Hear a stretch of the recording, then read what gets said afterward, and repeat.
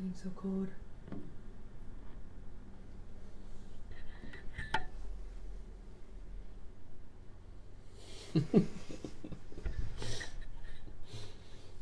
Good morning. Silent podcast.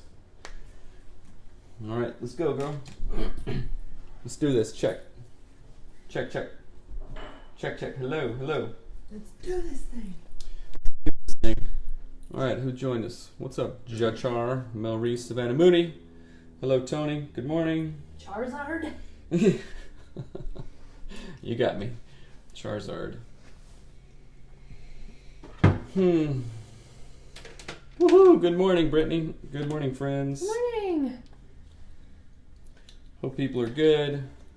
What's up, wife and life? You made it today? I Guess know what? people are good. We did too. We made it. We're here.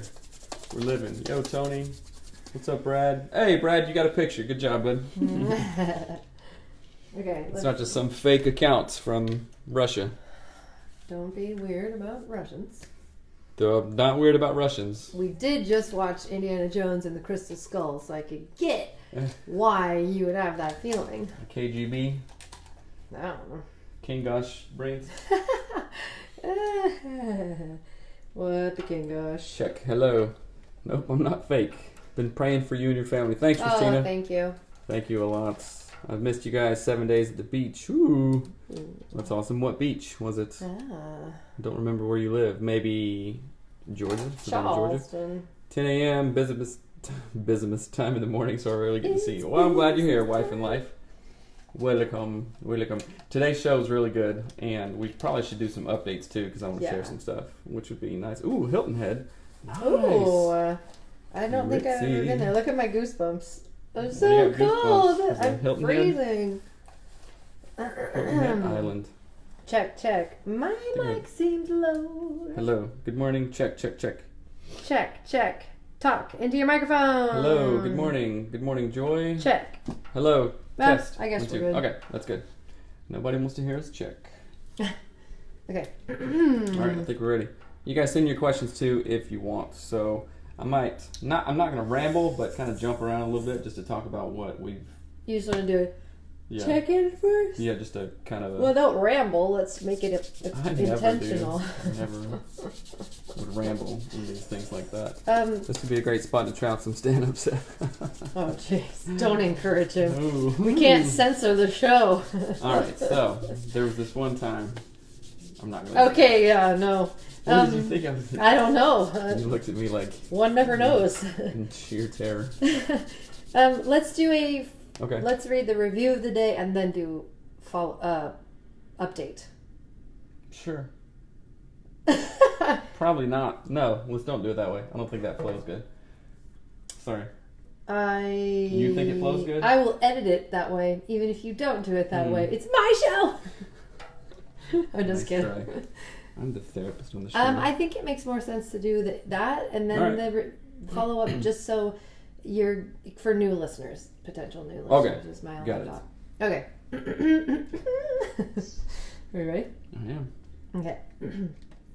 Hello and welcome to the Anatomy of Marriage podcast. I'm your host, Melanie Studley. Good morning. My name is Seth Studley, and I'm a licensed marriage and family therapist. And today is day 57, titled Initiating Sex, Stopping the Cycle of Anger and Intimacy After Infidelity. If you're new here, welcome. We have over 270 episodes about all things marriage related because we love healthy marriages and we had a crappy one and we don't want you to have a crappy one. So thank you for joining us. We hope that we will help you have a great marriage. And as always, our show is brought to you by Audible. We love audiobooks. Right now, I am reading The Explosive Child, and it's really phenomenal already. And so we encourage you to go to audibletrial.com/anatomy of marriage to get your free audiobook on us because we love you. So please do that. It's actually a great way to support our show. Yeah. And you get a free thing. So. Support our show and grow.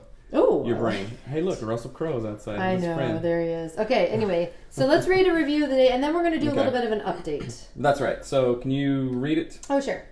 It is kind of long. It's more like a story. It's really good, though. It says, Dear Seth and Melanie, I've been listening to your podcast for months now, and of course give you a 5-star review because you're both amazing. I did not leave a review because until now I hadn't really been able to articulate my feelings about how Anatomy of Marriage has been a godsend to my life. When I first started listening, I jumped into season 2 and then daily Q&As this week. This week I finished listening to season 1. How you both share losing your love and reason... What? Can't read. Then gaining self-discovery and finally your recovery has a depth and breadth has a profound impact on me. Oh my gosh, I cannot read. Where are you at now? Cover. My husband and I love each other so much, but have childhoods and past relationships which have been mangled. Oh my gosh, which have mangled our ability to trust, express ourselves without fear, and process the pain we've caused in our marriage. It's been brutal. There's so much of our agonizing marriage that sadly mirrors what you guys have gone through in yours. So listening to your consistent message of emotional intelligence in the face of all you've been through carries so much weight with me. You guys ordered the chaos. I feel like you are helping me rewire my brain to experience my marriage in a healthy, positive way. For so long, there's been a drumbeat of negativity, resentment, and victimhood running through both of our minds and narrating a tragedy. Now I can hear a love song. Our story has inevitable ups and downs, and we're not alone. Your well-researched, varied format, humorous, and loving podcast has helped me see my relationship in a holistic way. I feel like I can always rely on listening to you and find yet another great facet for growing my mindset, taking responsibility for my flaws and misdeeds, and understand the dynamics of my husband's mindset as well. Man, this is an awesome review. This is super articulate. Because here's the thing. I've been with my husband for 24 years. We lived through affairs, porn, verbal, and even the rare but hideous physical abuse, an abortion, a miscarriage, sickness, depression, dying parents, suicides, losing business, and staving off foreclosure.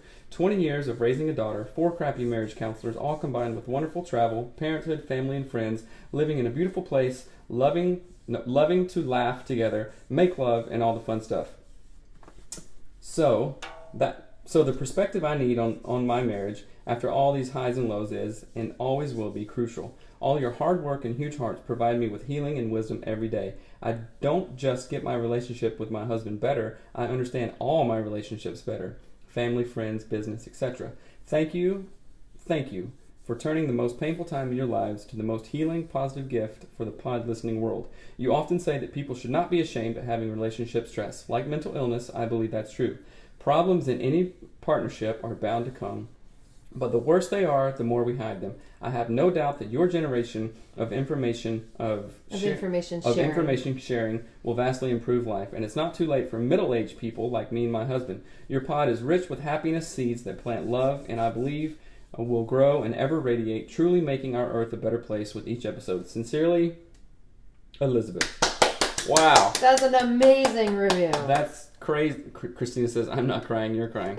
And Kenan says, that's beautiful. I know this review, I'm glad that you said to read it first. Yeah. So, this is wild. 7,000 points to Gryffindor. Jeez, infinite to Gryffindor. Yeah. And infinite to Elizabeth and her 24-year-old marriage and all the stuff that they've gone through. And, like, that is inspiring. So, like we said before, when you write a review, it not only helps get traction on the show, it also inspires other people. So it inspires us also. If you want to contribute just to, I don't know, the show and contribute to the other thousands of people that listen, you actually can by writing a review and sharing your feelings. I don't care if it's a 1-star review, it doesn't matter, but you're sharing your feelings and you're normalizing all that stuff. And this is what we're doing. And I wrote a quote.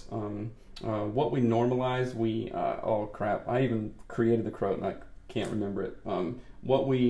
I'll think of it later. We accept what we normalize. We accept what we normalize, and that's good and bad, growing up, family, board, and stuff. So this is really cool. Christina, all the 2s are teary-eyed for sure.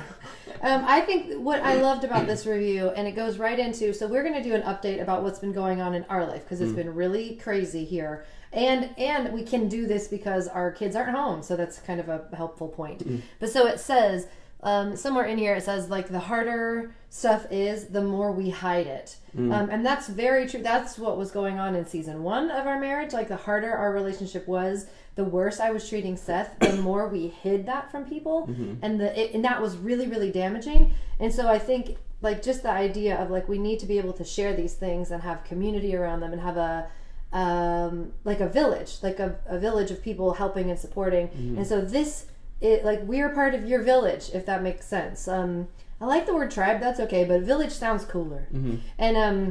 And so I just wanted to point that out because that goes right into us sharing an update of what's going on in our life. If you're in the women's group, you are aware of the like mental health stuff that they're not. I don't know what we would say it. Family stuff that's been going on in our life right now. So our middle kid, and he's a lovely lad, has I think something along the lines of like regulation issue. Well, I don't want to get too specific in that, just to be respectful of him. So, but I mean, it's been really hard. So okay. I'm gonna interject because I don't know, it's like too much. But no, I want to just clarify one thing. It's like an issue transitioning from one thing to something else. Okay. And what I found in it is that we as parents have been trying to parent all of our children exactly the same. Mm-hmm. It's not super great. And we are learning that lesson the hard way. Because we didn't know any better. We just thought, oh, well, you stay on your guns, you create the plan, you get the chore chart, you do the stuff, you be like really firm and loving and blah. And that has not worked for all of our kids. And we just didn't know until we know now. And it's almost like trying to fit something square in a round hole, right? It's like, okay, I'm going to be rigid and buckle down on this. And you know what? I actually thought of this like 10 minutes ago. It's like, you have like open boundaries and rigid boundaries, kind of parenting style stuff. I'm like, I think that I've been kind of rigid on we've been really rigid in a damaging way on how we parent and how we kind of view things, right? But all the while I'm thinking, we're open and growth mindset and this, but it's honestly like, I'm just talking to myself. I've been really rigid on certain things, and what is the reason for them? Like sometimes if you have kids, you're a parent, you're like, and you say something has to be a certain way with a parent, and the kid just goes, why? And I'm like, I don't know. Because I said so. Because I said so. And that's a level of rigidity that just doesn't work, and it hasn't worked, and it's been like super, super stressful lately. Well, and it's caused chaos. So I think of like Dr. Dan Siegel talks about a river, and on one side is rigidity and on the other is chaos, and the goal is to stay in the center of the river, not on either bank. And that is really what's been happening, is that we in all of our, this has been really a weird journey, also like amazing and growth and helpful, but very, very hard, incredibly stressful for our marriage. But like people will comment in the women's group and stuff, and they'll be like, oh, you're doing the right thing, like you're doing so many good things, like we work on food and sleep, like our kids don't play on phones and tablets, like our kids have no blue light, no screen time, like we try to do all these things, like all the things you're supposed to do, but not realizing that our rigidity, as even in all of the good things we've been doing, and it makes me think of the church, to be honest, it's like how the church treats people, is that we're so rigid in all the good things, right? The saintly, godly things, that we aren't flexible at all for what his actual needs are as an individual. And then what happens is we like catapult from that side over to the chaos side, because he can't deal and we can't deal, because we think we get our, like, everything ramps up when he flips his lid. We also like flip our lids, but to the like, well, I guess I gotta buckle down harder, more rules, I'll take everything away, I'll do everything harder because I love you, right? And you just dig in and you think, and all of it's totally like in love and kindness, and we thought anyway. But after starting The Explosive Child, it's kind of helping us see our inflexibility, our rigidness as parents is actually harmful. As much as it's loving, it's also harmful, because it's just not. I think there's a fear, and a lot of my clients have this too, who are parents, and I have it all over the place and don't even see it. Well, sometimes I see it. A fear of like, if I don't do this now, if I don't have this rigid structure or whatever, then they're going to be like a loser, terrible person or whatever. Yeah. Hi from Australia. Hey, hi. That's awesome. What city are you in, Neil? And we have this fear, but sometimes it's not, and that fear leads to rigidity. Well, I have to stick to these guns because, when they're a teenager, they're just going to not do anything and be a bum and blah, blah, blah, all this stuff. But that, we're future casting a lot. Yeah. And I think a lot of single folks do that too. Like, I need the perfect wife or need the perfect husband. What are we going to do? We're future casting. What is it? Worry is just borrowing trouble. Well, what do you have to worry. say? I mean, my mom always says something along the lines of like, "I'm not going to borrow trouble by worrying about something." But Joyce Meyer talks about worry is like sitting in a rocking chair. You're busy doing something, but you're getting nowhere.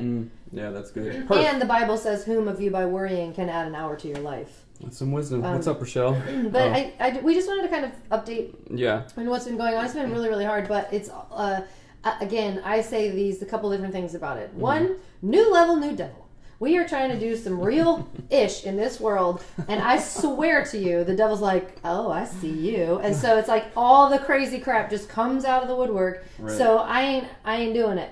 I will do everything in my power, and we will do everything in our power to like make this something positive. We're gonna make it right. We are gonna change. That's what we. It, we need to change, and we will change as parents and as a couple and all of that. But then the second thing too is that, like, as a total flip a bird to the devil, I'm going to make this something that helps thousands of people. Watch me. Don't think I won't turn around and make a family podcast for mental health. I'll do it. She'll do it. Okay, so another update besides all of that other stuff. Last week was amazing. We got to hang out with our good friends, Paul and Robin, a bunch, and they're in from Florida, and they're super awesome. Go be friends with them. And then secondly, our first Seattle AOM meetup, right? We talked about it, we did it, fun. and it was really cool. There were about 8 other couples there, and some single folks were there too, and it was so chill, so fun. Like I always say, I love weddings, right? Because a wedding is everything great, right? So who cares about getting married, right? But you have a party, you have a bunch of family, and you have friends, and you have drinks, and you have food, and you ball. have dancing, right? So all of that stuff. That's why I love wedding receptions. Why are you talking about weddings? We're talking about Seattle AOM meetup. I know. It's so weird. Because that's what we did. Nobody got married, but we were with friends, and we were having drinks, and having great food, and having games, and it was awesome. So that's what's so fun about it, right? Yeah, the wedding that wasn't a wedding that we went to. You're the weirdest human ever. This is a marriage podcast. Yeah. Oh, Kenan, air horn noise, he says. Yes. So, that's right. Yeah, it was amazing. Thank you, everyone who came to it. And y'all, next one we have, you need to come to it. And we talked about having one in South Carolina because we're going there in October, right? But please, have them without us. Like, if we can't make it to your AOM meetup, do it anyway. They are so fun and legit. Listen, if you are single and trying to meet someone else who's awesome and single and listens to AOM, go to a meetup and have like a singles hangout dance. Maybe this podcast will produce good unions. It's produced children. We can talk about that at a different time. Yeah, the AOM Chicago Con. What? You knew that. We'll talk about it later. I remember that. Anyway, it's Ooh, a fun story. Geez, okay. But all right, so let's go on to our questions. Okay, let's see. Okay, this is a great question. It says, whenever I get upset, my boyfriend gets mad, and whenever my boyfriend gets mad, I get upset. When one of the two happens, it normally leads to a fight that is impossible to get out of because he gets more angry. I get more upset, and vice versa. Does anyone have any advice for these situations? It seems like every tiny issue we have can potentially explode into something big because we both don't know how to respond/receive the other's emotions, at least in the way that the other wants them to be taken. Does that make sense? Yes, it does. And this was asked in the women's group. So I wanted to say that first. But that's like a feedback loop. When you get mad, I get mad. When I get mad, I get upset, and when I get upset, you get mad. So yeah, and here's I think the kind of the hardest part. Unless your boyfriend listens to the podcast, which if he does not, I would suggest seeing if he will. Have him listen to this episode, right? But if he does not listen to the podcast, most likely you are the one responsible for stopping this cycle. Okay, because now you know how. If that makes sense. So and this is common in all relationships where there is usually one partner who is stronger at this particular skill than the other. And I want to acknowledge that right off the bat explicitly because this is something that people get really irritated at, that they have to be the one to do it. Why is it always me? Why is it always me?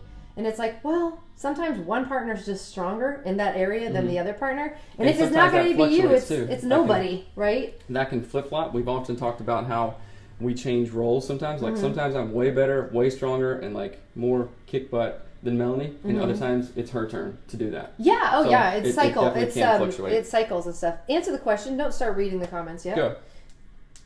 What's the cycle of stopping the anger? You get mad, I get mad, you get mad. Do you have thoughts on that? Yeah. First we identify it, and it's not just like, oh, I'm pissed off. it's not identifying. It's not identifying it that way, because obviously you know when you're upset, you know when you're mad. It is, okay, I'm upset right now. Here are the reasons I'm upset. How did I get there? Remember I talked about solution-focused therapy and when is the problem not a problem, or when is the problem a problem? You identify all the things around that. So you do some like sleuth detective work around that, right? You're going to go sleuthing, anger sleuthing, and you figure out, okay, so what am I making up about that?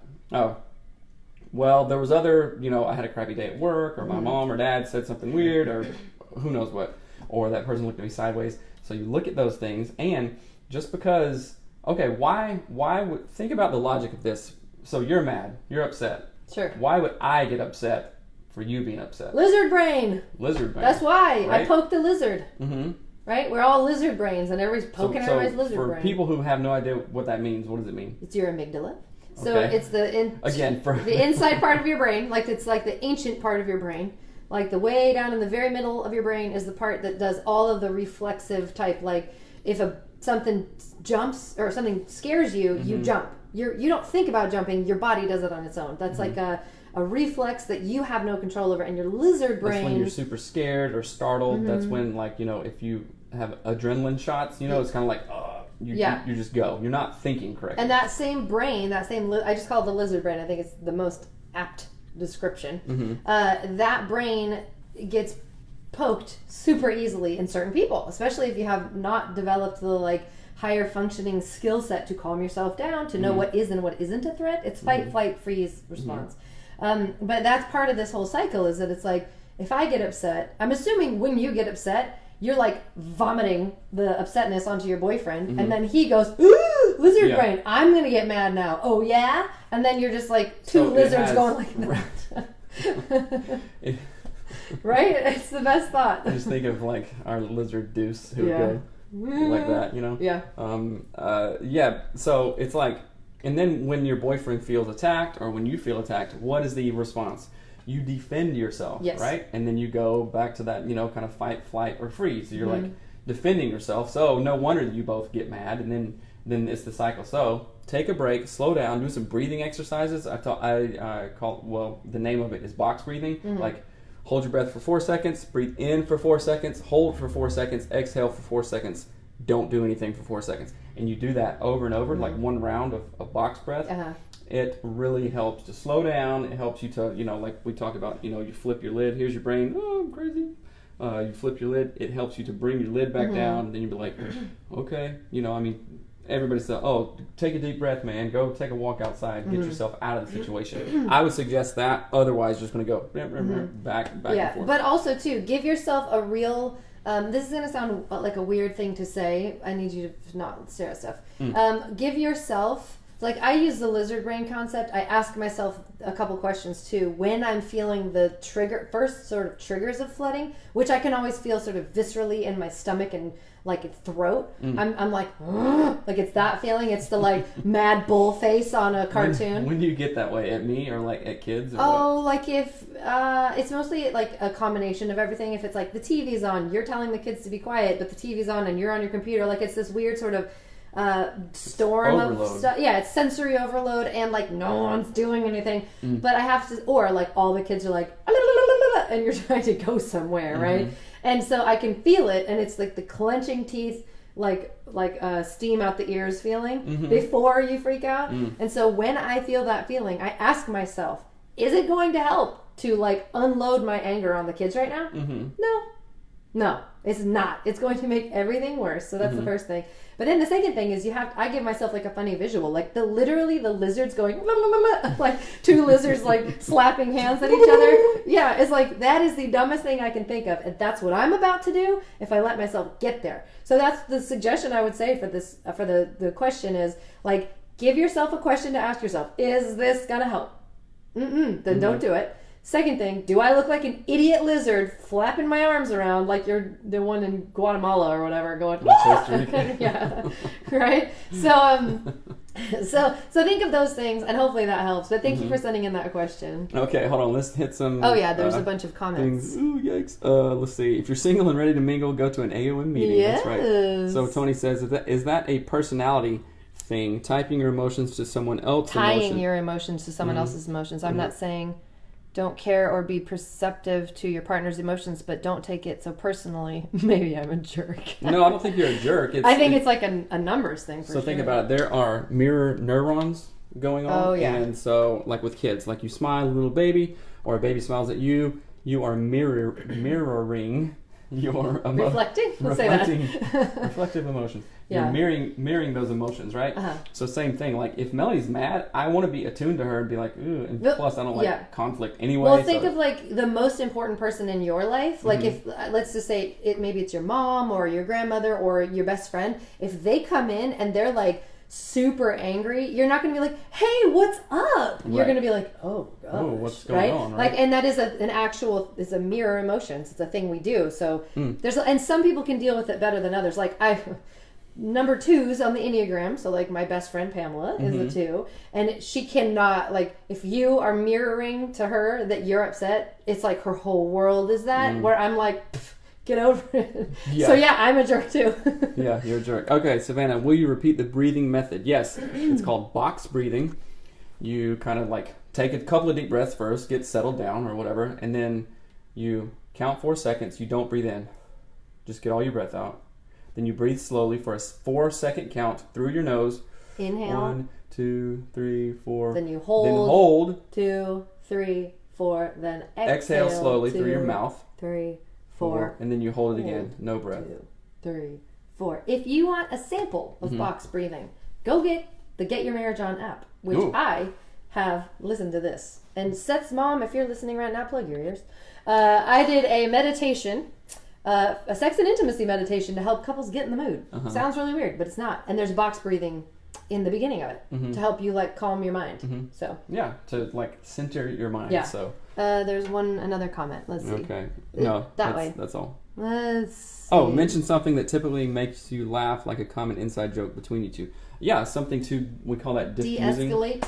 Yeah. Well, sort of de-escalating, but more of like a diffusing the situation. Like, oh, the air is thick in here. Okay, we want to put some new, nice, smelly air, like a diffuser. Right? That's like the funniest, weirdest.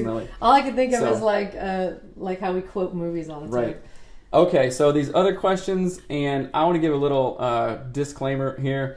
So, Mom, I'm not sure if you're still watching right now, but this is kind of embarrassing. But we talk about sex and everything else on this show in a very respectful way, and people feel safe that we give good advice, and we talk about these things, so people are really open. So you're such a 9. I'd have been like, Mom, unplug it. Well, still, Seth's mom's on the live, maybe. So maybe. Anyway, so okay. But Mom, our next question here, is be very respectful. Fire truck. Yeah.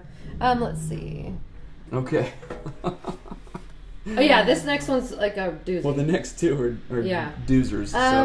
So this one, and I want to, if you're listening with children, this is not an appropriate question for children. Little ears should not hear it.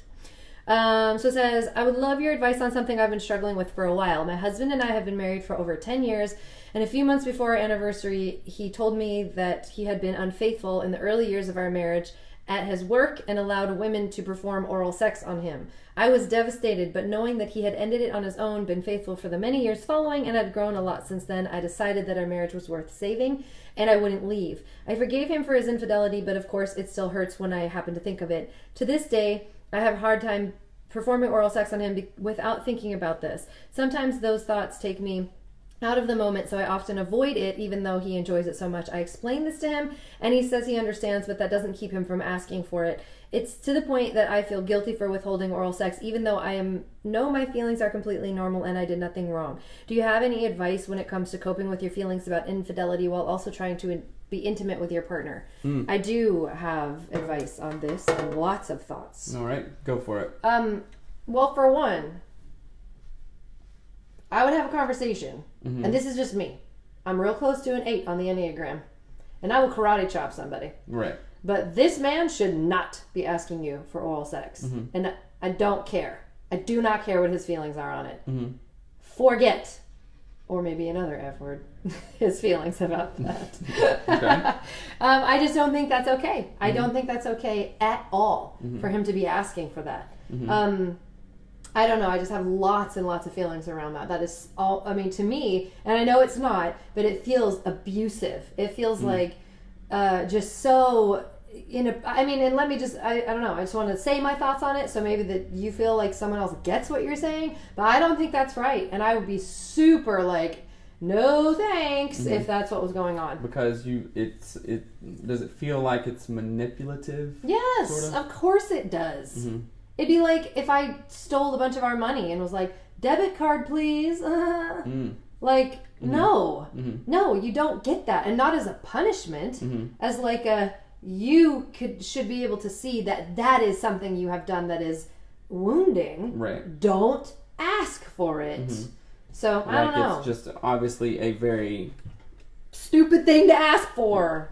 Yeah, okay. So, yeah, I would agree with that. It's like just almost not wise. So certainly not very thoughtful.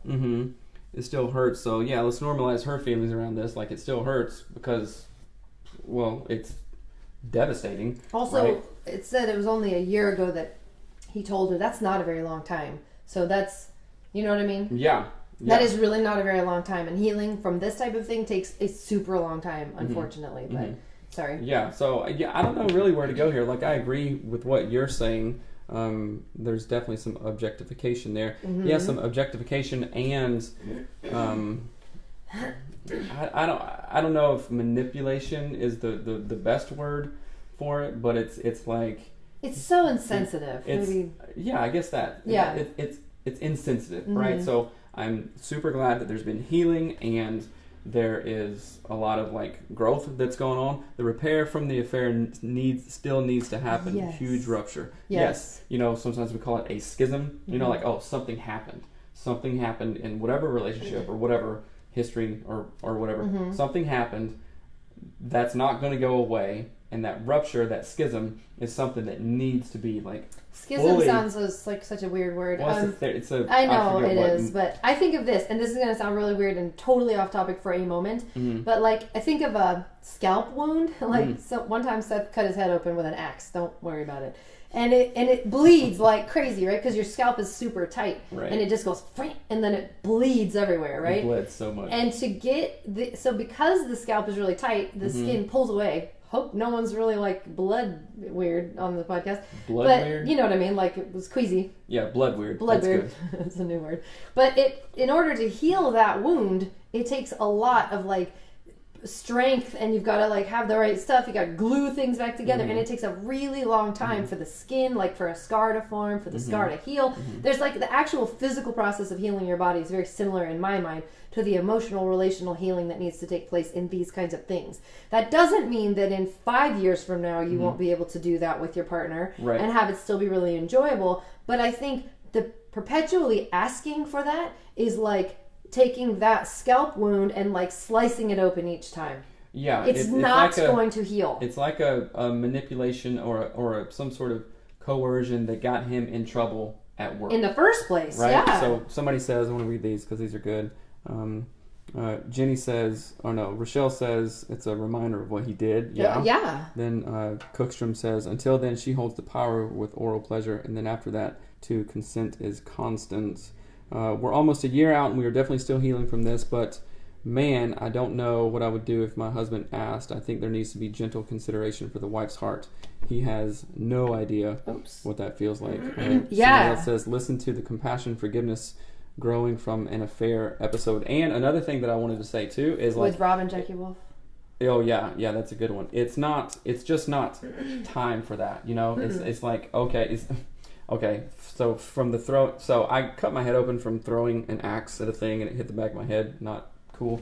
And 1 hour after that, 3 months after that, it's not time for me to go throw axes again. Right? So it's like, okay, sure, I'm super glad that healing and repair is happening, but it's still a slow process. It's like, it's like, dude, no, this is such a huge mess up.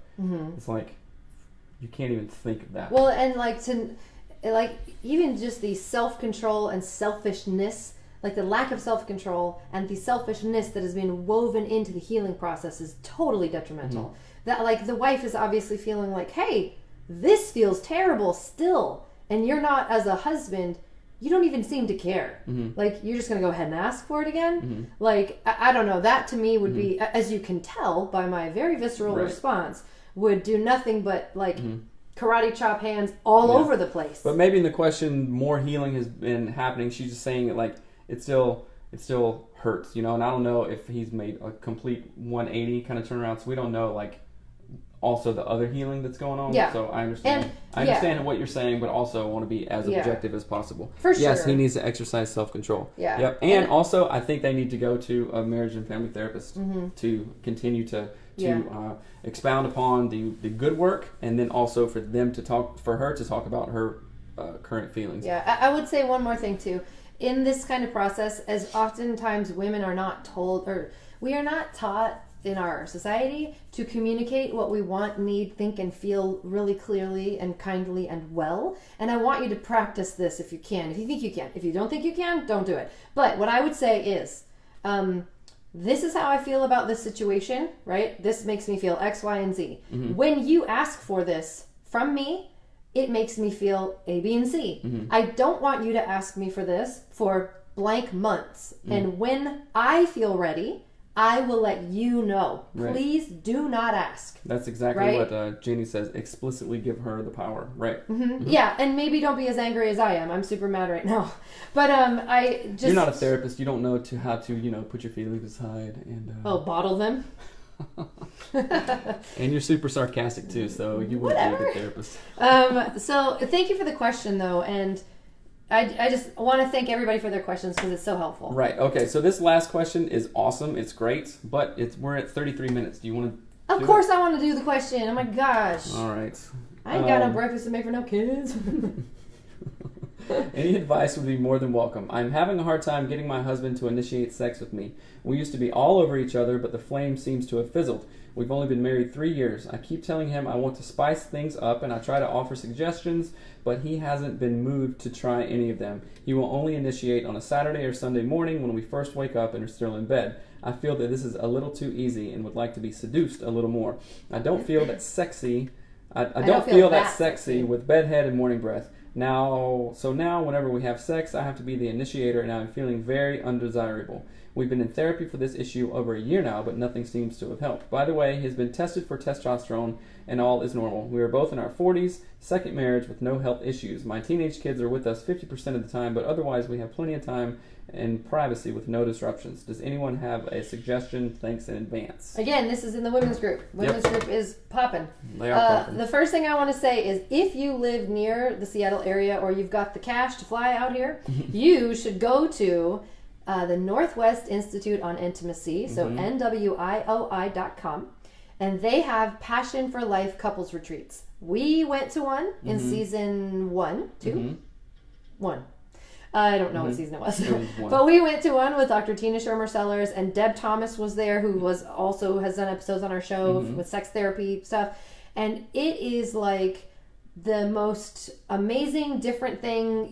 It is nothing like I anticipated. Right. Every time someone talks about it or hears about it, they're like, sex retreat? Gross. Right. But it really is nothing like that. It talks about, it really is. Like, can't even explain it or put it into words.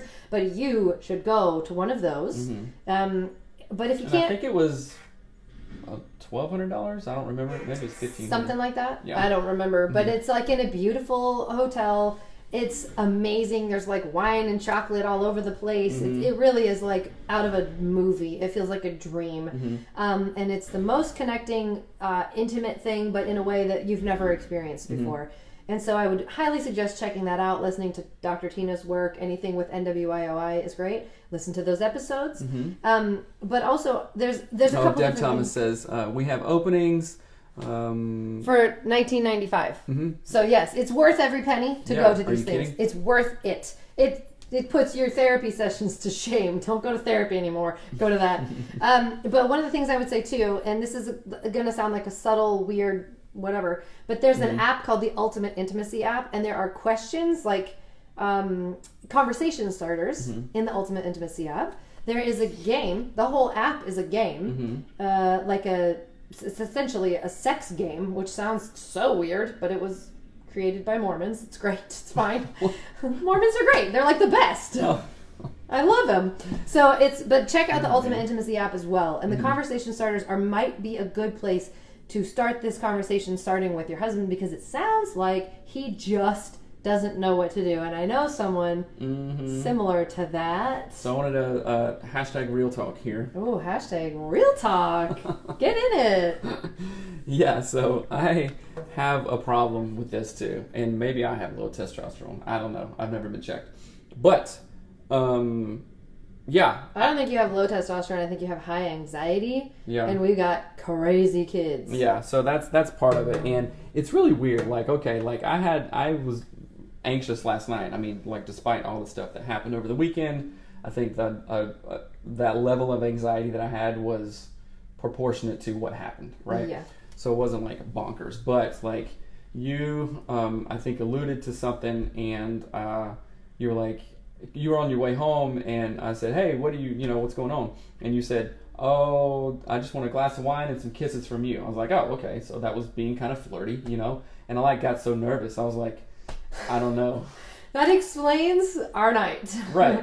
Like, no kids, no nothing. Yeah, I mean, a glass of wine and Seth going. Kids weren't even here, and it was just I don't know, and I'm trying to figure out. And that's okay that you don't know. No, but every look, second of it too. I want everyone who's watching and hearing to know it's okay that you don't know, and I'm not mad at you. Yeah. And I know, but it just feels stupid and.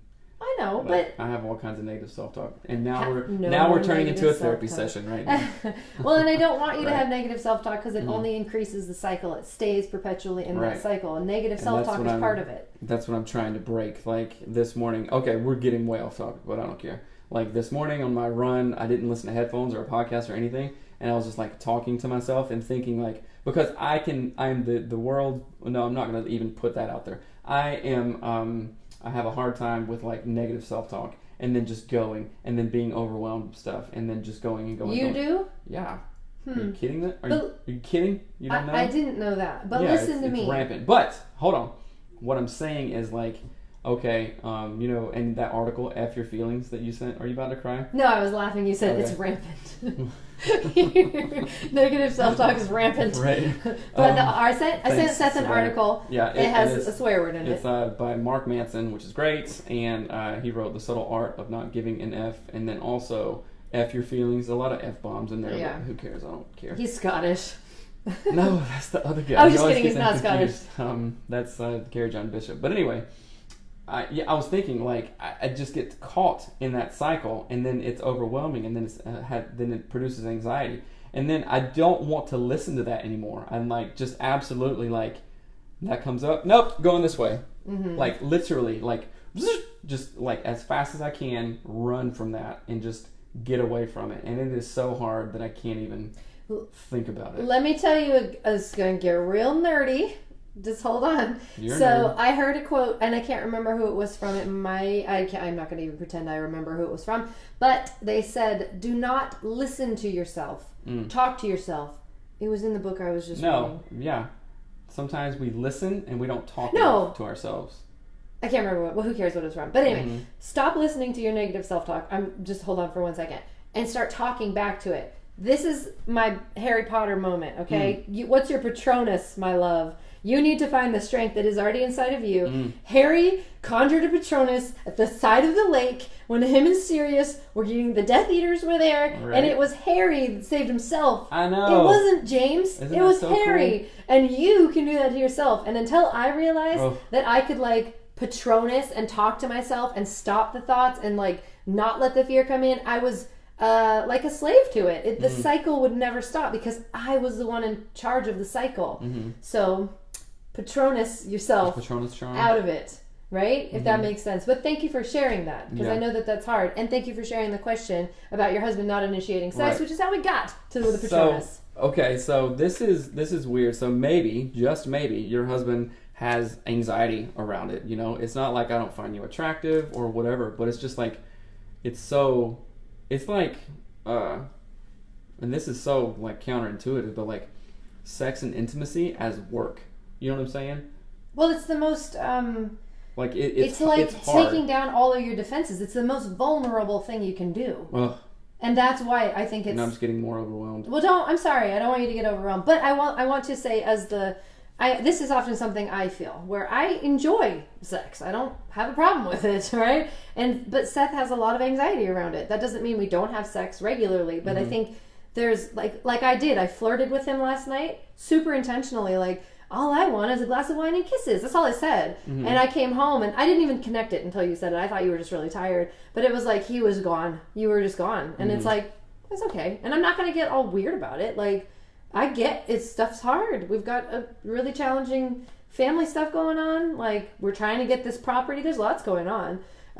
But yeah, so I just wanted to like let the wife know that I know what that feels like. To feel like, what am I, like an ugly piece of crap? Like, what am I, gross? But whatever, I got a good night's sleep, so that's fine. But anyway, thank you for sending in your questions.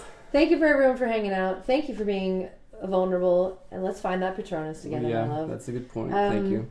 But anyway, send in your questions to hello@anatomy of marriage. But before we wrap up, I want to tell you what's going on. So I want you to, and when I say I want you to do something, I am serious. When I ask you on Instagram to share your favorite episodes and you do nothing, it makes me so mad. So please tell me your favorite episode, because we want to use it as a resource in our new premarital series that's coming up, right? So we're creating a premarital series. Well, it's all created. We're just getting it all like created onto the website. Multiple videos, multiple podcasts. So much stuff. It's an entire podcast series that's 7 hours long. It's exclusively about premarital stuff. It's so cool. And we want to give our newlyweds, seriously dating, and engaged couples your favorite episodes, because y'all listen and you know which ones have been most impactful. We've gotten some responses already. The Manus Friedman one. That was great. Men and women should never talk. Like that episode. You want a pina colada? Get a pina colada. Don't get married. Don't get married. A lot of Enneagram episodes have been really powerful. The adult attachment disorder was one of our really good ones. So please send in your favorite episodes. Let us know which episodes have impacted you the most, so that we can set our newly engaged, seriously dating couples and newly married couples up for some success. And seriously, when I do stuff on Instagram, please respond. Rochelle says the shame and guilt episode. That one's huge. Oh, yeah. That's Dr. Stosny. Yeah, that one's super. How can we choose a favorite? All of them. Well, thank you for that compliment. So However, let's get specific on this stuff. Thank you, Seth and Melanie. You're welcome. So many guys have anxiety. Thanks for sharing. Yeah, I know. It's weird, Deb. I almost was like wanting to feel overwhelmed and like cry, but it was like, we can it's too hard find to our Patroni. We got this. We'll find it. So we got this. We do. All right. Thank you for hanging out with us. Have an amazing day. All right. Yep. You guys are awesome. Longest podcast episode ever. So not really. We love you and talk to you tomorrow. All right. Bye. All right, bye. Ow, my elbow. What does that Wife say? and Life says, can I just say that I love the times when you guys talk about the normal stuff, just like you did. Thank you. Yeah, that's good. I like it too. I like talking about it. I like listening to other shows who just like, oh, okay, these guys are normal. They're not whatever, you know. The Family of Origin episode was fantastic when engaged. Yeah, that's good. Family of Origin is amazing. You wrote this, though. You said you've been reading or listening to the book, The Untethered Soul, and it's amazing. It talks about the thoughts and how we really are addicted to our thought. And it talks about how to get out of that cycle. That's awesome. I want to read that. Sounds like a good one. Thanks, remind Brittany. me to read that. So, yeah. Okay, you guys. Thank you. Thanks, Mom, for watching. If you're still watching, I don't know. Thank you for your prayers. I love you. And, okay. Oh, my headphones just went out. Oh, okay. Sorry, I am. Paul, what's up, buddy? Are you guys back on the east side? The east side is the west Washington. side. No, the west side is Seattle. So if you are, let's hit up the Bakery Nouveau, maybe. So all right, love you guys. I gotta go. Let's see, Family of Origin again. That's a good one. I hope you had an awesome time. Talk to you soon. Talk to you tomorrow, guys. Bye.